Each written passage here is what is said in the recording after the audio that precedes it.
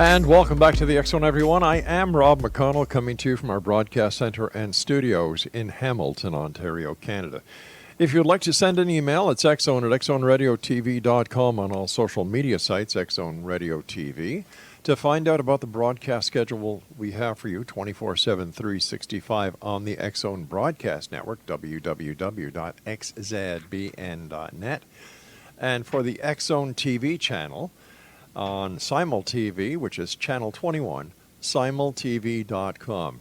And later on this month, we're going to be on, let me see, Craig, where's the list? Pop it up for me. Thanks, Craig. Comcast, iLaunch, and we're going to be right across the United States and into 50 other countries around the world. We're also going to be on Jungo TV and distributed by Globecast.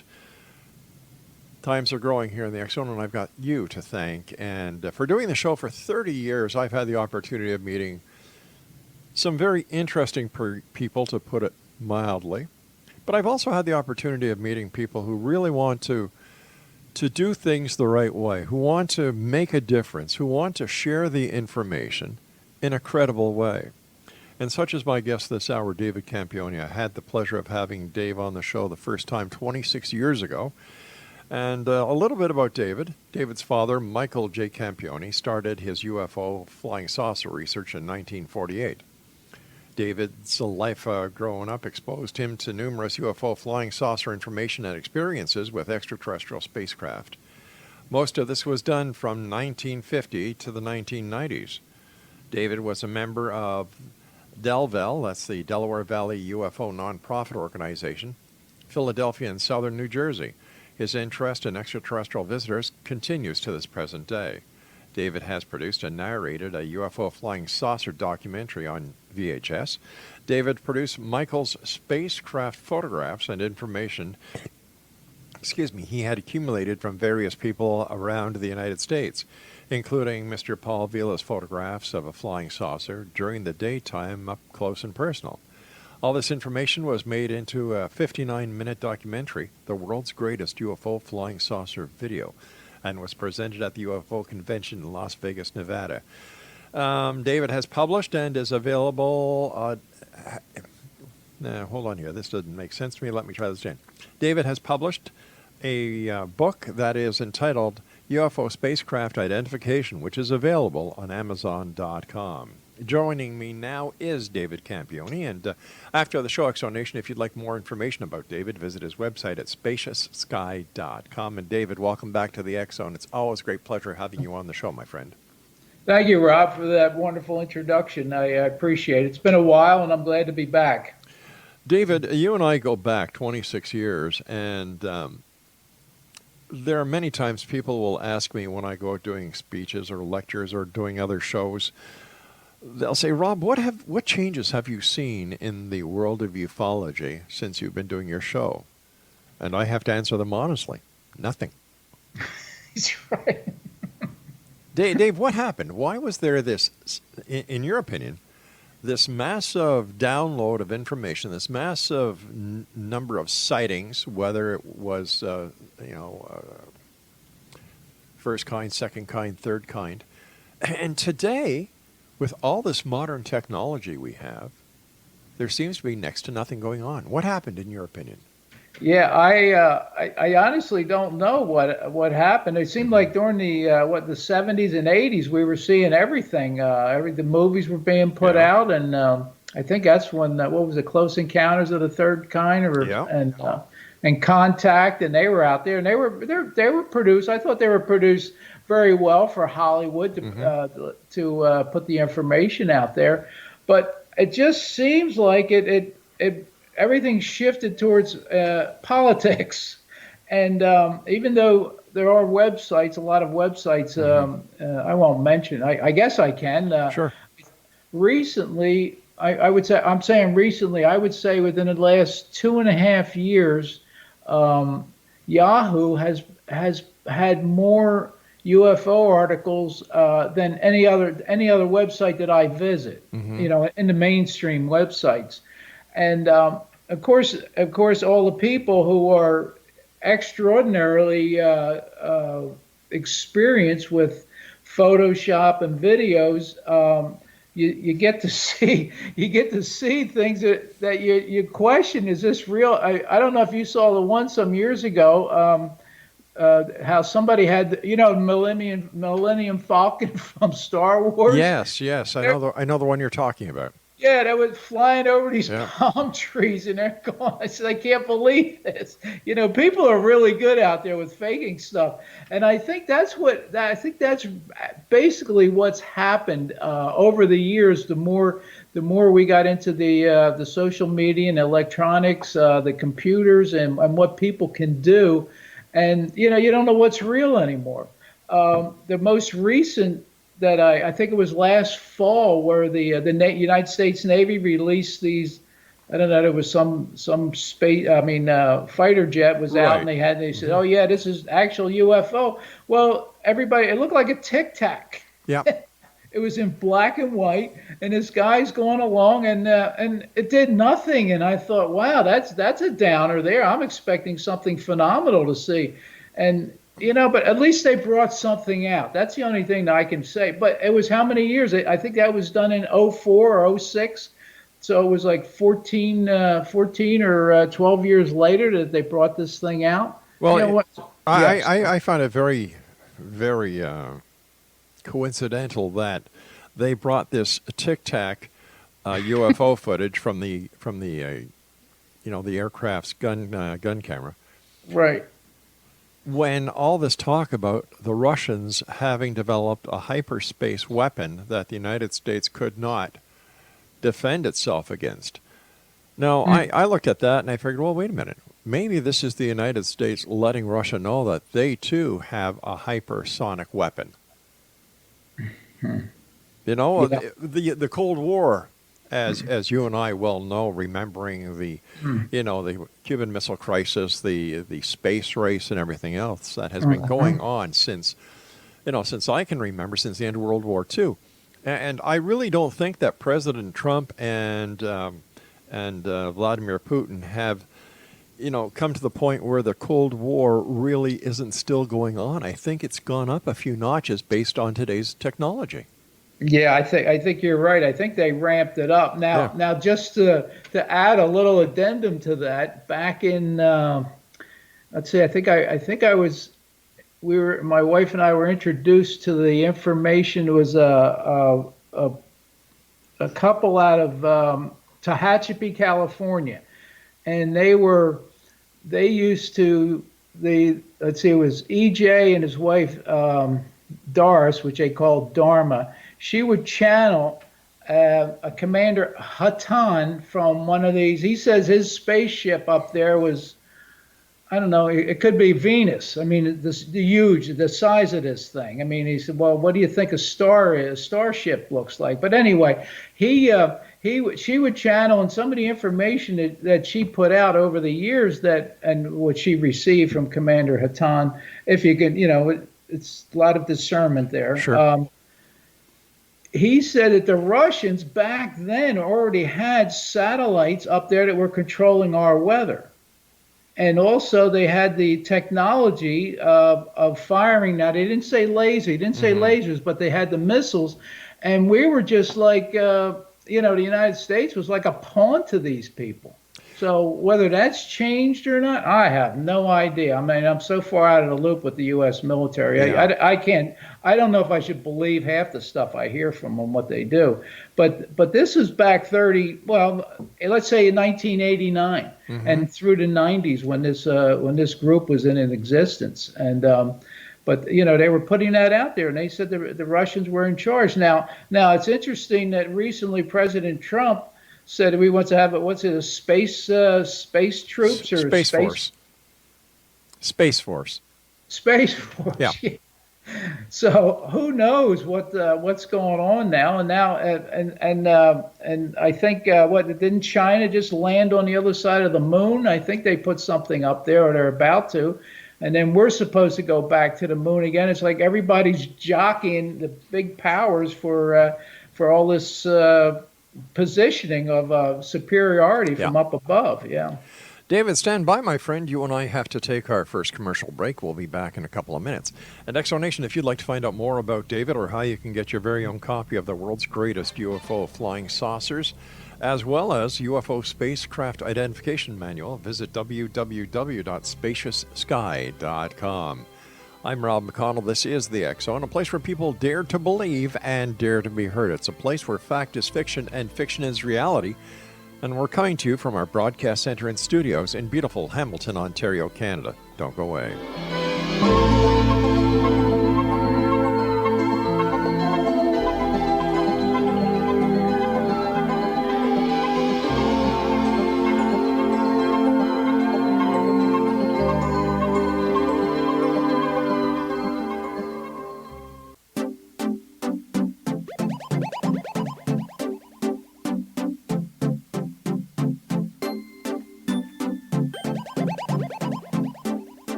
Welcome back, everyone. You know what I can't understand, Exonation, is why people within the UFO community keep changing their story. For example, do you remember Travis Walton?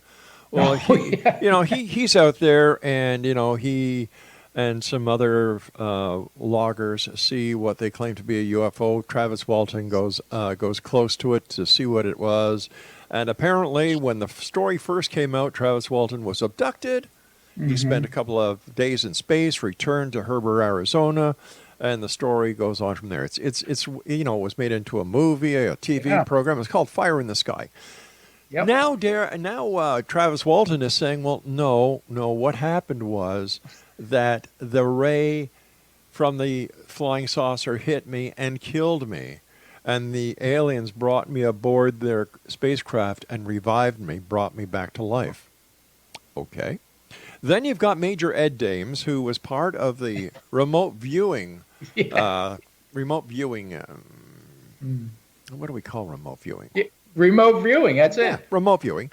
Who apparently was who taught at the CIA, and now he's saying that he has remote viewed extraterrestrials, and he is going to meet them in a California desert, and to prove that he's really met them, he's going to bring everybody proof. And what the aliens told them that they are going to do is they are going to disable a Russian nuclear sub, and an American nuclear sub. That is, in my opinion, very stupid, but we'll have to see if this really happens. And then you've got Daryl Sims, the alien hunter, who is now saying that not only was he abducted, but his son has been abducted as well. And these stories just keep on developing. It's like people have to reinvent themselves. Yeah. And David, I've known you for 26 years. You have stayed the same, and I applaud that. Oh, thank you. I appreciate that. Yeah, well, truth is truth, Rob. That's the way I look at it. When you keep changing, you forget what your first story was. That's what they always say. Yeah. Tell us about your sighting. Yeah, okay. The first sighting I had, I was leaving. I was 12 years old in 1956. Just for everybody out there, if you can do the math, you can know I'm 74, so that saves you some time.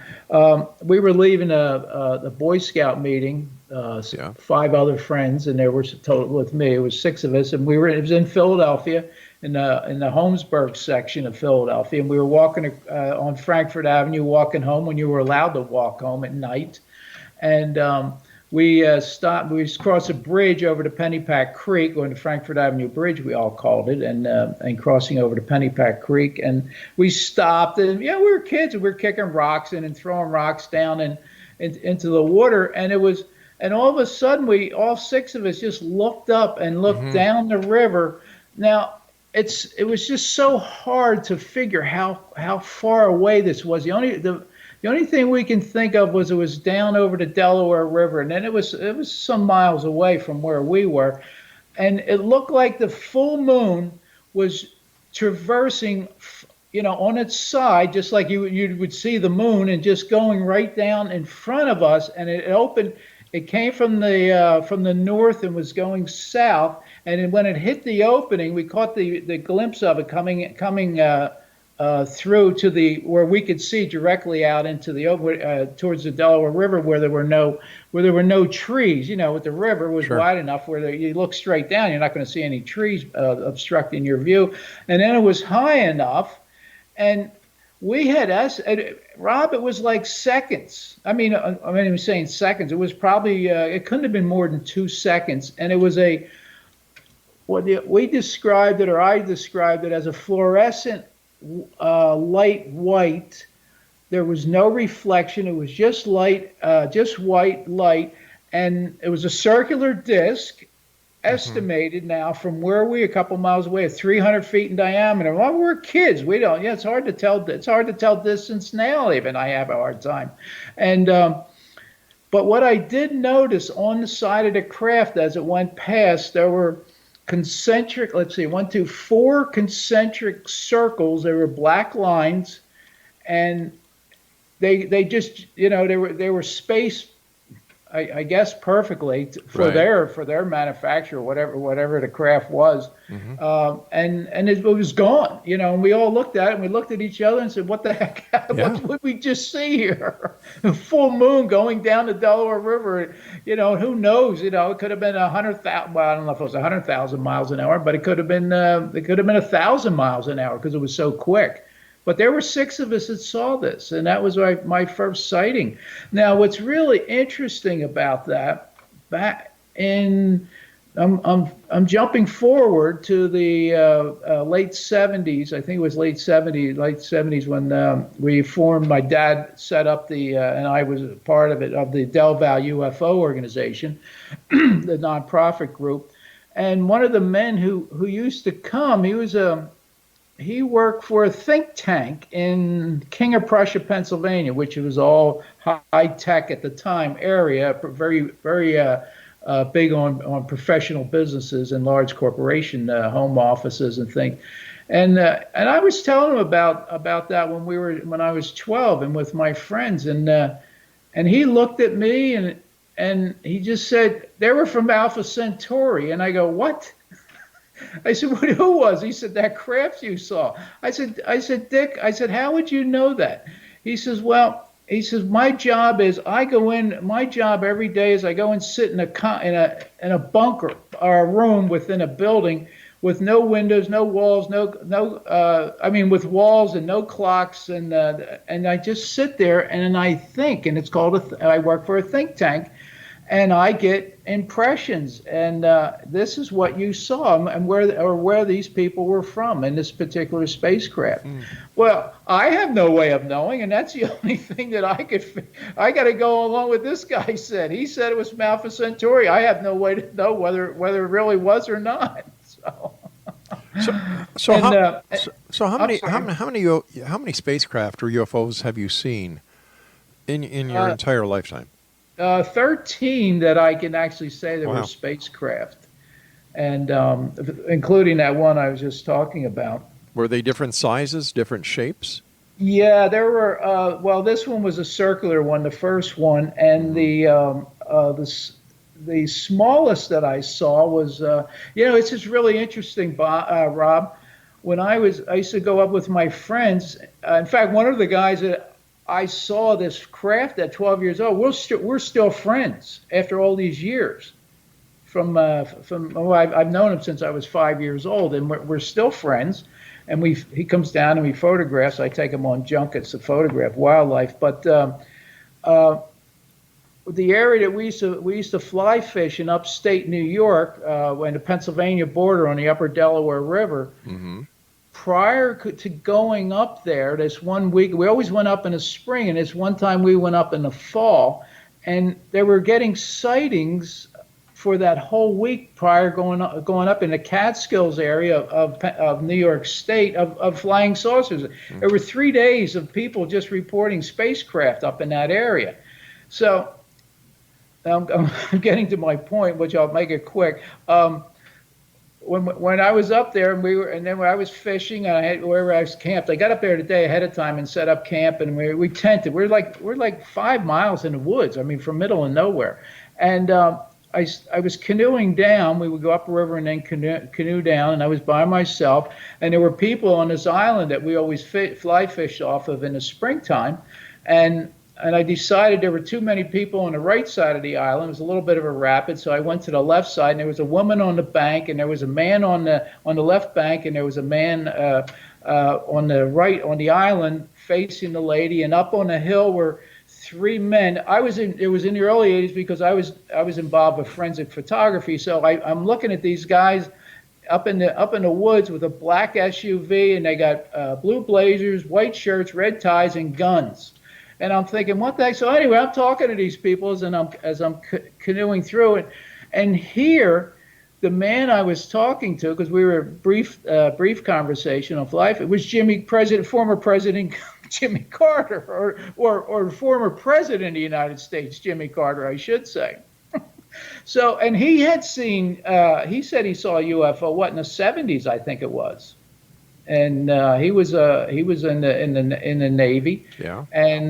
But I just found it ironic here. The the former president of the United States loves fly fishing, and his wife loves it also. And they're heading to the Catskills. So for 3 days during that preceding weekend, there was a UFO craft that people were seeing all over. And then I run into President Jimmy Carter, former President Jimmy Carter, on this island. And I thought, well, it's so ironic that something like this would happen. So I wrote him a letter, and I didn't talk about flying saucers. I just sent him a letter, and up in Plains, and he sent me a little reply back on how much he enjoyed that area up there. And it was just so strange that here he had seen a flying saucer, and he said that before he ran for the president of the United States. And then, like I'm saying, that for those three incidents, or three different nights of sightings in New York, in the Catskills area, New York State, and then here's the president shows up, and I had a brief conversation with him. Stand by, David. David, I've got to take my news break. Please stand by. X Zone Nation, David Campione is our special guest. SpaciousSky.com is his website, and we'll be back on the other side of this break as we continue here in the X Zone from our broadcast center and studios in Hamilton, Ontario, Canada. I'm Rob McConnell. Don't go away.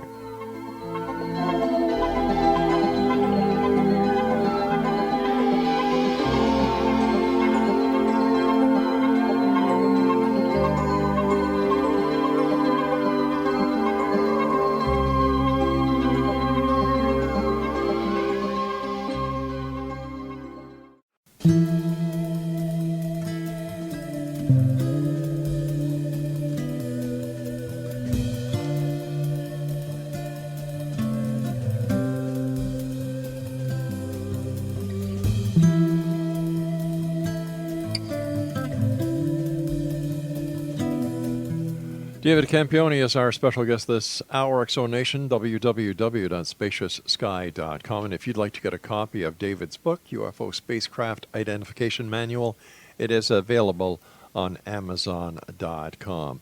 David, I had to cut you off because of the news break. We have to take all our breaks are hard, so we can't deviate. Finish that story that you were telling us. Yeah, well, after still fishing the rest of the weekend, that was on a Saturday, and talking to all the different people up there. Anyway, because one group of people, when I went down to where my tent was, and these people came out and they were dragging my canoe in, and they said, "Boy, you're really who are you?" And I said, "What are you talking about?" He says, "Well, that's how I found out I was a former president of the United States. These people thought I was important, right?" But anyway, I'm driving home on Sunday. The next day, my friends and I that came up on Saturday.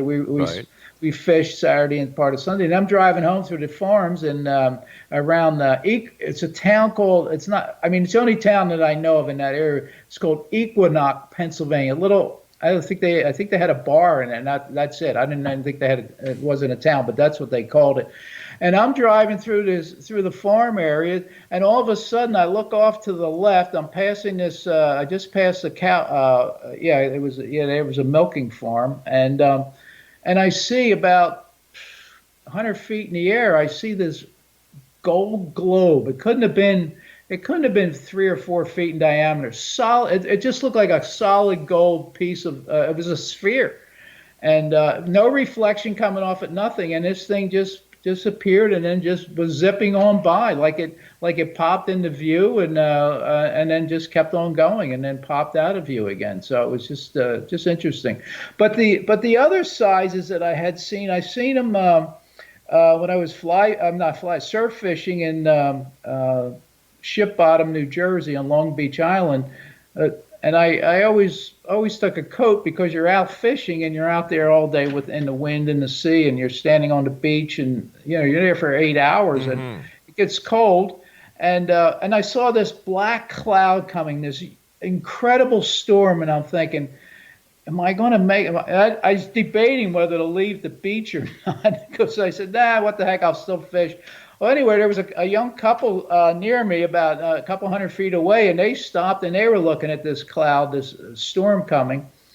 And then, Rob, it was just the most amazing thing. You could well, you've seen them where the rain is just torrential. It's like a waterfall, and there's nothing 10 feet away. And that's what this thing did. This cloud came and stopped right at the beach line, the beginning of the beach. And I was down near the water. I was at the water, and so was this other couple. And then for some reason, I'm watching, and I felt, well, and then I saw the storm like heading north up it was coming east, and then it just stopped and then started heading north.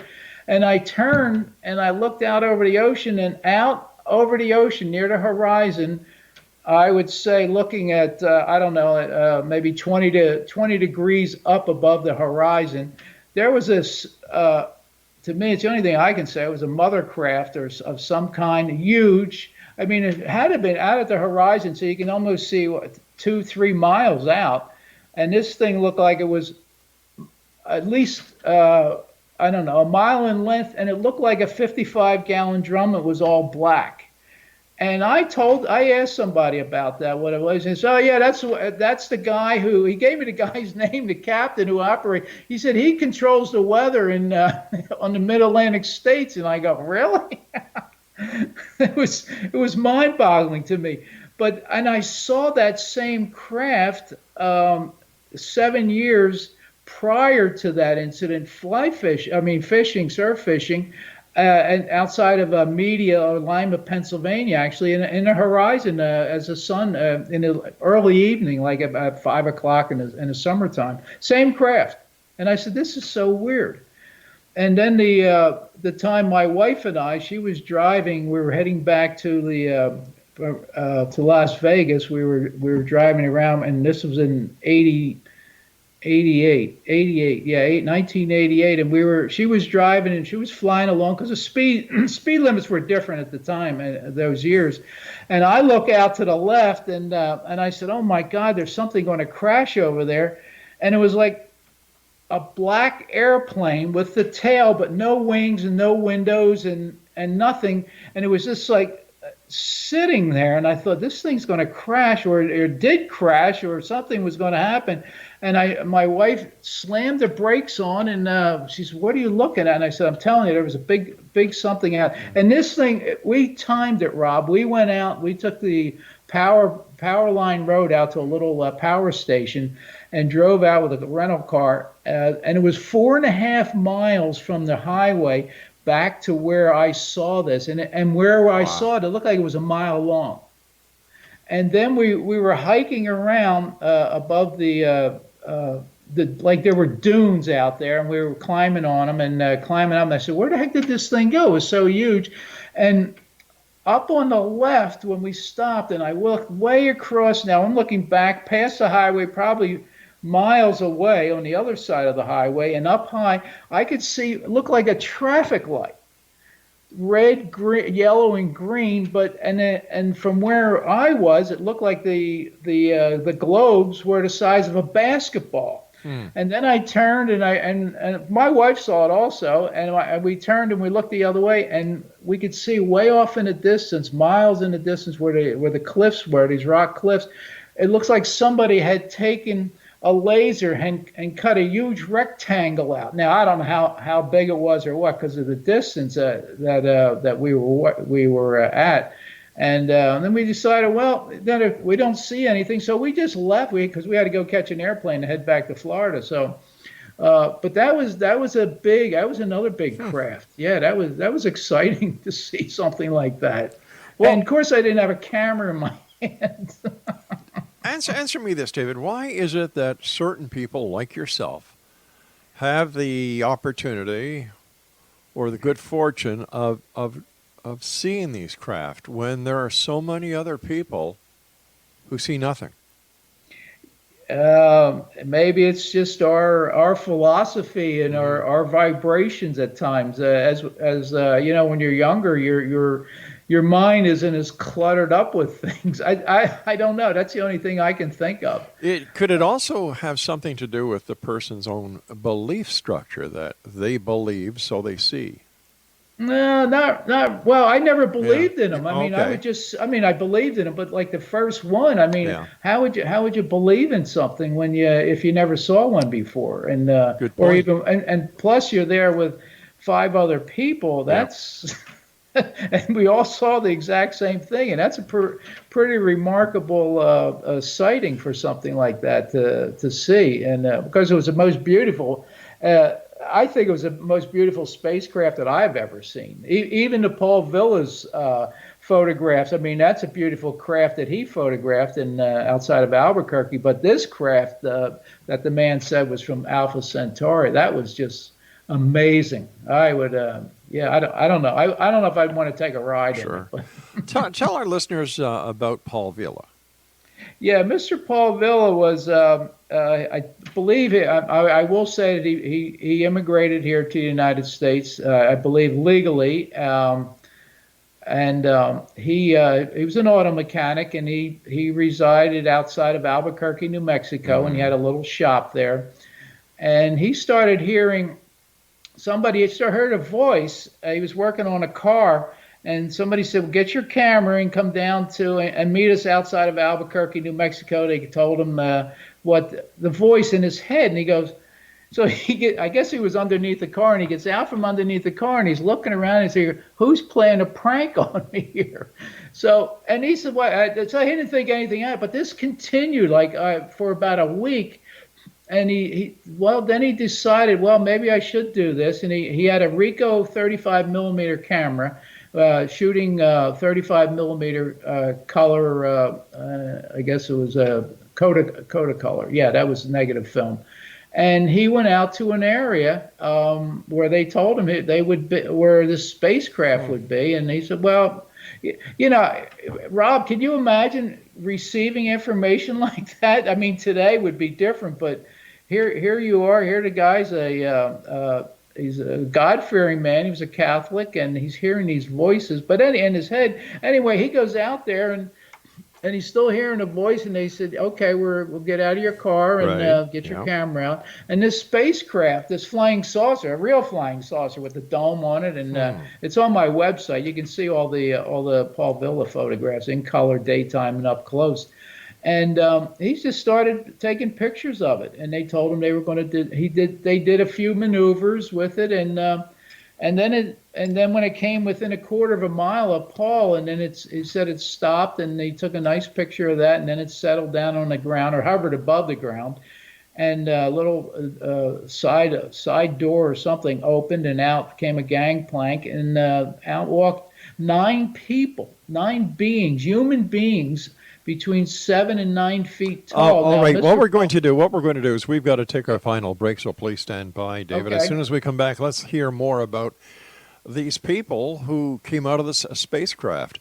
Yeah. Exonation, our guest this hour is David Campione. His website is spacioussky.com.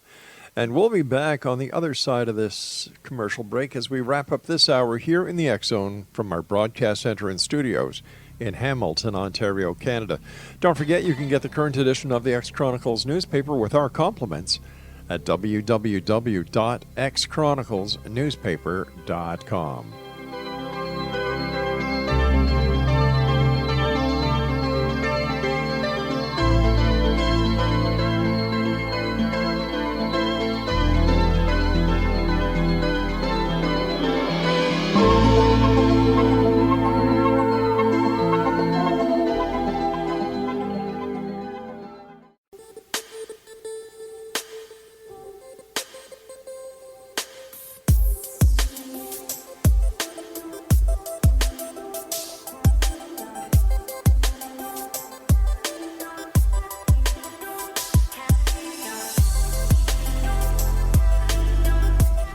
And welcome back, everyone. David Campione is my special guest. His website is spacioussky.com.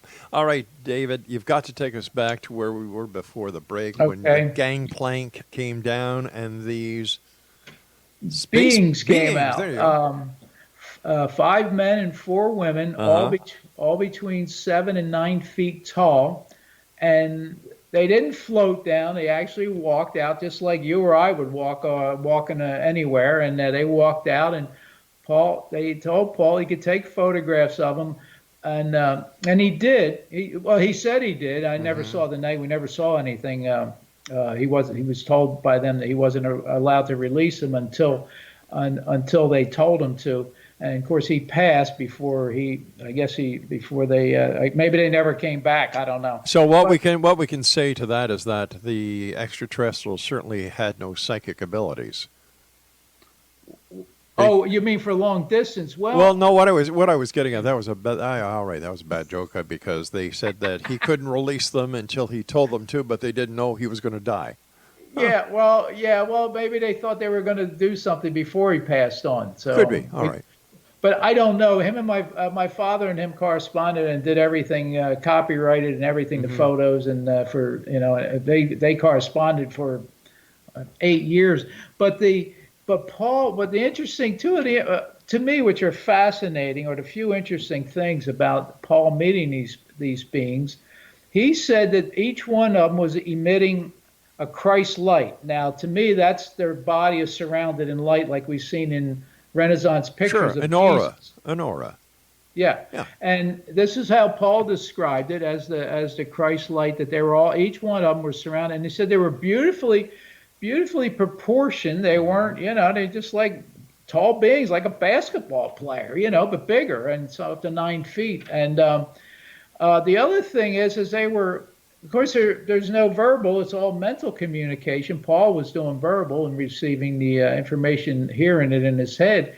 And he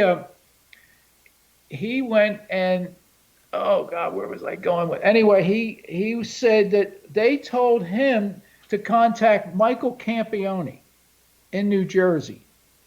And Paul's going, what are you told? Who is this man? He said, well, you look him up. He's in New Jersey, and he'll help you with getting these photographs out and the information out that you have, that we allowed you to photograph. And he said, we're from Como Berenices, which is in the M60 in the spiral galaxy of Como Berenices or Berenices. He didn't say. In fact, Rob, somebody I was corresponding with or communicating with, typing on Facebook one time off of your program, off of your site, right. And they asked me, well, what planet were they were from? I said, well, I don't know. I don't even know where our planet is in the Milky Way, let alone somebody that's over 400 million light years away. But but it was just so strange that they said to contact my father, because he's the only one you can trust in this down here on getting the information out, and that can be honest with you. And the other thing that they said, which I found was beyond interesting, they were talking, and I never saw the correspondence. They were communicating to Paul about how they knew about the Master Jesus, the Christ, when he did his reign here, and 2,000 years ago. And he was just like, I mean, can you imagine these people they come down in this huge space, 160 foot in diameter spacecraft, and from, well, over 400 million light years away, and they're talking about my father of who to contact, and they're talking about Jesus the Christ. But you know what? I'm listening to this story about Paul Vila, and it sounds very much like the Billy Meyer story. Oh, okay. Well, yeah, but he was always in touch with the people. Paul only had this one encounter with them. So Paul's encounter was like the earlier contactees. I can see his George Adamski. Oh well, yeah. George was in the late in the early 50s. Yeah, that's right. Yeah. Yeah, and he said he went to Venus and on the mothership. Right. And, the thing that always got me was reading. I don't know why it always stuck out when came out of the book, and I remembered it.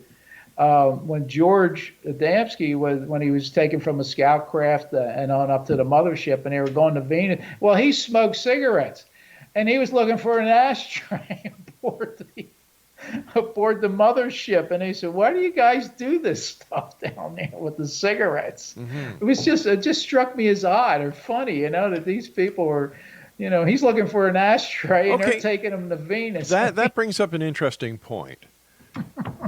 Do you think that these visitors from wherever they are,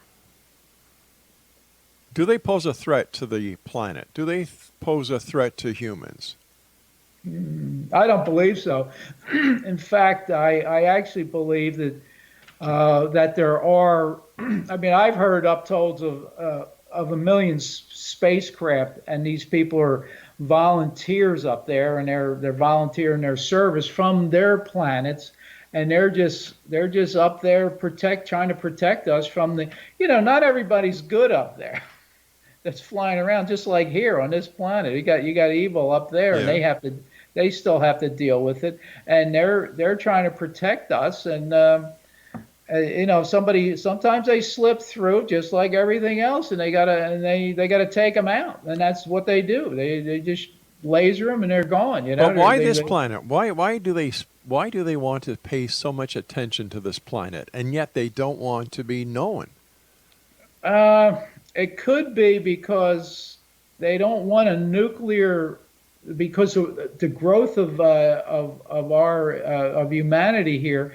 If all of a sudden everybody went crazy and started popping nukes over, we just have India and Pakistan are going nuts over there bombing, and they all got nukes, and then we have China and we have the Russians and God. Well, listen. If they're that much more highly advanced than we are, and in order for them to get from wherever they are allegedly from in the first place, wouldn't they have the ability to disable any nuclear weapons that were fired by the United States, Canada, Great Britain, whoever fires the nuclear weapon? Couldn't they just disable them and they fall into the sea? I believe they've already done things like that. I mean, I've read stories now, how true they are, where even, what was it, North Dakota? Where Robert Salas, Yeah, all those silos that are up there, and that they were on. They were disabled. Well, you see, there's another story.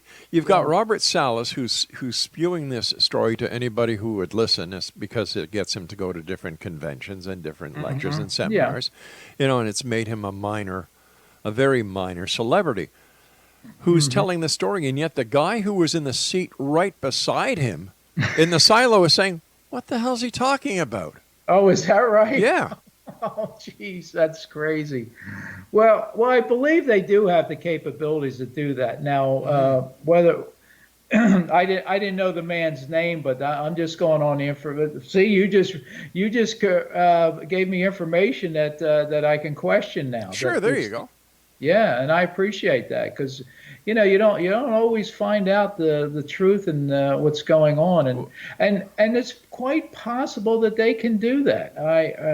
Rob, and I think that's part of what they're here, because there was that one planet that's out on the other side of Uranus that I called, or my dad always called it Maldek, that they went and blew themselves up, and they're worried about this planet because we're at that stage now, or have been with the stage, that if we blow this planet, it somehow throws a solar system out, and it's endless what could happen to the Milky Way, or this part of it. And this is what they're concerned about, and that's why, allegedly, that's why they're here. I've never spoke to them. I've never been up there to look down or to see their plans. I just don't. I'm just going on what I've been told or what I've read over the years, and that's what I see. All right, David, tell me this. My time with you is coming up very fast, my friend. Yes, sir. Do you think that we are close to disclosure and the end of the truth embargo? No, I don't. No, I've been hearing this. I've been hearing it for 50 years. Yeah, Rob, me so too. In fact, I had Stephen Bassett on the show the other day, and once again, is that right? Stephen is like you, a long time good friend of the X Zone, and he's got it. I've got to give kudos to Stephen because he just, he's right in there saying, "Oh, it's going to happen. It's going to happen." And I feel like saying, "Stephen, I've been hearing that for 50 years." It's right. Yeah, I hope it does happen, Rob. That's all I can say. That they're going to come out with the truth. But everybody's to say, well, they're feeding us little bits of information because they don't want to panic the populace. But so what? What else can you panic them with? I mean, That's come on, right. Hey, I mean, listen, I hate to do this, my friend, but you and yeah. I have to say so long for tonight. I want to thank you so much for coming on the show, David. Always great talking to you. And Exo Nation, if you'd like to find out more about our guest this hour, David Campione, visit his website, www.spacioussky.com. David, until the next time we meet, take care of yourself, my friend, and always great pleasure talking to you. Thanks, Rob, and God bless you and your whole family and all the listeners in the Christ light. God bless you too, my friend. Thank you. Thank you. Exo Nation, I'll be back on the other side of this commercial break with the news as we continue here in the X Zone with yours truly, Rob McConnell, from our broadcast center and studios in Hamilton, Ontario, Canada. Check out the X Zone directory of Who's Who 2019 edition. It's available online at www.xzdww.net.